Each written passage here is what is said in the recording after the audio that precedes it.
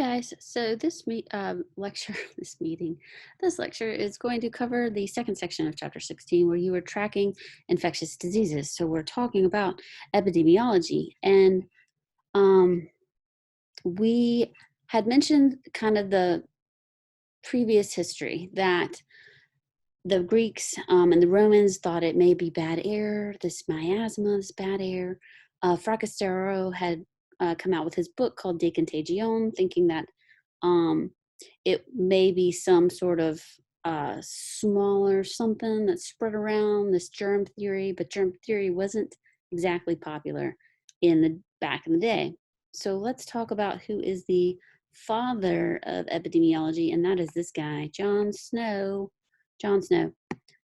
Unlike his counterpart in Game of Thrones, Jon Snow knew what he was talking about. So, what did he do? Why is he called the father of epidemiology? So, we said we want to figure out in epidemiology what's causing everything, where is this happening, what can we do to stop this? So that's what he's doing. What is everybody getting sick from? Let's go interview all these people and figure out what's going on. So there was a situation back in the day. In 1854, cholera outbreak was happening. So we know that they're getting sick. Where are these people located? So he went and interviewed all these people that were sick and mapped out who is sick and where they are located. And it turns out that they're located downstream, down the river Thames from the city of London. So there were some other people that were also located down the city. There was a brewery that was also downstream, and those people didn't seem to be getting that sick. But upon interviews, it seems like they didn't drink a whole lot of water. They were probably drinking the beer from the brewery more than the water. So when they interviewed the other people that were also downstream, they were getting sick and they were drinking water. And it turns out that they all got their water from the same place. So after he's interviewed everybody, determined and mapped out where these infections, these diseases are happening, interviewed the people, and it turns out that it is a common source. Everyone is going to this one water pump, and this water pump was located on Broad Street, and that was the source. And they know it was the source because they went to the pump and they broke the pump. They pulled the handle off of the pump so no one else can use that pump, and then it stopped the spread of the disease. Nobody was getting sick again from using that pump. So this is a common source. Everyone was coming and getting this one from this one location, this common source, and then they would get sick later. So with common source, there is a single source for everybody that's gotten sick. Common source can be broken down into point, continuous, or intermittent. Point, the example for point is that the people are getting sick quickly, less than the incubation period of the pathogen. So it happens pretty rapid and it's coming from one location. And so this example for point source would be, remember we had the example before about the potato salad, and somebody made canned potatoes and they made the potato salad with the canned potatoes and gave everybody, I think it was listeria, I can't remember. But they made everybody super sick with those canned potatoes and the bad potato salad. That'd be an example of a point source, with just the one incident with the one potato salad that made everybody who ate that potato salad sick. Then there is continuous common source, and that is where it's over an extended period of time, longer than the incubation period needed for, in this case, for cholera. So continuous common source is going to be what happened with Jon Snow and the water pump. That this was happening, people were getting sick, and they would show up, and then other people would show up later, and they get their water, and then they'd show up sick later. So it wasn't all at the exact same time. It was kind of over a longer period of time, and this was continuously happening. This is continuous common source spread. Then we have intermittent common source spread. So say that this illness only happens in the dry season, or it only happens during the wet, rainy season, but it's a common source. Everyone's getting this from this one location, but it only happens every once in a while when it rains. That would be an example of intermittent common source. So maybe everybody is I don't know, picking up hantavirus when it's really dry from the mice that live in this one area. Different types of common source. So it's all come from the same place. Is it a really short period of time? It's point source. Is it happening over a longer period of time? It's continuous. Is it happening sporadically every once in a while? It's intermittent common source. Then there is also, do I have it written down in here? I don't. Okay, here it is. We have point source where it's happening and we get a spike and then it goes down and then they spike a little bit because they went back and got more water from that same place and we get another round of infection. So it's happening continually with this point source spread. Propagated spread though, with propagated spread, somebody gets sick and then they can pass this contagion to somebody else. So direct or indirectly contacting someone is going to get that next person sick. So there's not just one single source. There's not one common source. The people become the source. So one person gets sick and then they spread it to everyone, to everyone, to everyone, and it gets propagated from this one source to multiple sources. So that is point source versus propagated source. Let's learn about another important person in epidemiology. So hopefully we've heard of this name before. It is Florence Nightingale. She was a nurse and she was tending to soldiers impacted by the Crimean War. And so she kept records, very detailed records of the soldiers, of their injuries, the illnesses, people's mortality rates. And so she kept these very detailed records and was able to present this. And what she determined was a lot of the mortality wasn't happening from battle wounds. It wasn't happening from wounds that were incurred on the battlefield. It was happening because of infection that was probably due to poor sanitation, or they couldn't get access to a hospital and so they're trying to treat them in the field. But it was infection later on that happened. It wasn't literally a wound that happened on the battlefield and that patient died on the field. They died later from infection. So because Florence Nightingale kept these good records and was able to prove all of these people and the majority of the people were dying from infection later, this was important stuff. So Florence Nightingale and John Snow, they are really turning the prominent idea around that it is the germ theory of contagion and not the other bad air or spirits or whatever else that was out at the time. It's germ theory. These things are being spread by germs. And you can see her wedge chart of all of her notes that she presented from her books. Leicester, we mentioned Leicester before, and Semmelweis. And Semmelweis was the doctor that said to all of his peers, please wash your hands before you touch the patient. That was Semmelweis. And then Leicester also piggybacked on that idea, wash your hands and wash your tools. Wash your tools. So you had to, him and all of his assistants, anybody who worked with him, would wash their instruments and they would spray them down with carbolic acid. They call it phenol. And so they would not only spray down the instruments and sanitize the instruments, but before he would work on somebody, he would take off his coat and scrub down his hands to make sure that his hands were clean, his instruments were clean. And I think it was said that he even sprayed down the bandages that would be put on the patient with phenol to make sure everything was disinfected.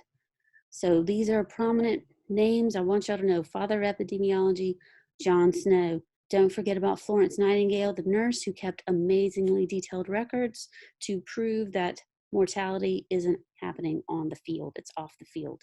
And then Leicester, who was telling everybody to please clean your tools before you touch and perform work on the patient. The next thing we have is a whole bunch of vocabulary about different types of studies. So there's observational studies and there are experimental studies. So when you think of a scientific study, at least I do, I immediately think of experimental. that there's a control group and there's an experimental group that you're manipulating somehow. So experimental study examples might be the trial studies currently going on for COVID-19 vaccines. Are these working? Is this vaccine working? That would be an experimental study where you are going to have a control group and an experimental group, and they are randomly selected and nobody knows who's getting exactly what kind of thing, a blind study. That's an experimental group. Observational groups are just like they sound. You are going to record evidence. It could be evidence that's happening current and present day, or it could be retroactive analysis of other people's recordings and observations and analyses. So there are different types of observational studies that we break down. There are descriptive, where it could be a survey of patients and their family members, kind of like Jon Snow is asking all of the people and their family members what's going on in your daily routine, and taking down all sorts of other characteristics, age, history, whatever. This is descriptive. Analytical is going to be a little more selective in their groups. They are going to try and evaluate a hypothesis for an outbreak, and the cases will be made at random, so it's not biased, but they're going to try and they're randomly select cases, but there's going to be some underlying hypothesis that they're trying to prove with this analytical study. Analytical, again, can be current day or it can be retroactive. So if we say retro, think in the past, things that happened a while ago, versus perspective, that could be currently happening. So we are getting prospective studies right now on the pandemic for COVID that are coming out right now. What's going on? Who are they? What happened to this one person? Who did they talk to? And who did they talk to? And can we track it? That's a prospective study, like South Korea is doing right now with their apps that are tracking literally and tracking the contagion and where it's spreading real time. Cohort and case control and cross section. Cohort is going to be a group of individuals that share some sort of characteristic. I'm doing grad school right now, so I am part of the fall 2019 cohort in my graduate school at Valdosta. That is my characteristic, that we all start at the same time. All of us are the same grad students. We start at the same time, so that's our cohort. Maybe it is people that were born at a certain year or some other kind of characteristic like that. Those are cohort methods. And so it may also be that they practice a characteristic like they're all smokers versus non-smokers. And again, prospective or retro, current or past. Case control is going to be typically retroactive, and they'll pick and choose. It could be individuals with a certain disease out of a similar group. So maybe we are looking at smokers in the age ranges of 20 to 40 years old, and compare 20 to 40-year-old smokers versus 20 to 40-year-old non-smokers, from, 1980 to 2000, something like that. That's a case controlled. So you're usually looking in the past and comparing similar group of individuals with disease and without disease. Cross-section is going to be a random selection. So you've got this population, and you are going to randomly pick out of that population and compare who got the disease and who was unaffected with them. So cohort, everyone born at the same age, everyone who started grad school at the same time. Case control, retroactive, looking at everyone with a disease in a similar group. Everybody born in the 80s who has, Alzheimer's at this point in time. But we looked at everyone who was born in the 80s who are now having Alzheimer's. I'm just making this stuff up. But these are different examples of case control or cross-sectional study. And then, of course, experimental is going to have the control group and an experimental group. You will manipulate the experimental study. Something's happening to that group. It's a drug treatment study or something like that. So let's check up on everybody who got sick around Thanksgiving and Christmas. We figured out that it was salmonella that had gotten everybody sick. So they started interviewing patients. What did you eat in the time frame that you were sick? What did you do? And so they they had all eaten something. So we're looking at food consumption, holidays. Patients were asked to list items consumed during the holiday gathering and where did they get them? What brand? What store? When did they buy it? And so they were hoping to figure out exactly what all these people had purchased at the store that made them all sick. And so turns out that they all had turducken, which is I have not tried this meal fiesta. Maybe you have tried turducken, but apparently it is a chicken inside of a duck, inside of a turkey, hence the name. And so everyone had bought these turduckens and they purchased them. What does it say? They were, this brand of turducken was pre-stuffed, ready to cook, ready to go. So you just threw it in the oven, cooked your turducken.